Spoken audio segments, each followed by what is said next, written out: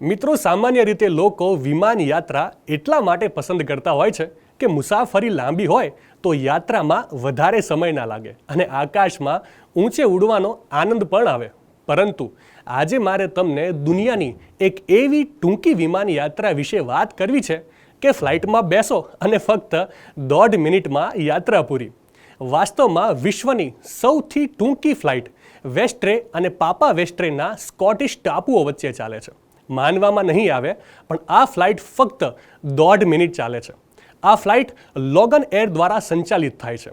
આ ફ્લાઇટ આશરે 2.7 કિલોમીટરનું અંતર કાપે છે, જે એડિનબર્ગ એરપોર્ટના રનવેની લંબાઈ જેટલું છે.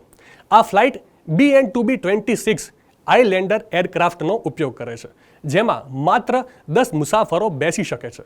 વિમાનના નાના કદને કારણે આગળની હરોળમાં બેઠેલા લોકો પાયલટને પ્લેન ઉડાવતા પણ જોઈ શકે છે. આ બંને ટાપુઓ વચ્ચે 1967માં આ ફ્લાઇટ શરૂ થઈ હતી, જેણે વિશ્વની સૌથી ટૂંકી શેડ્યુલ ફ્લાઇટનો રેકોર્ડ પણ સ્થાપ્યો હતો. માહિતી સારી લાગી હોય તો રીલને વધારે શેર કરજો અને આવી જ અવનવી માહિતી માટે સંદેશ ડિજિટલ સાથે જોડાયેલા રહેજો.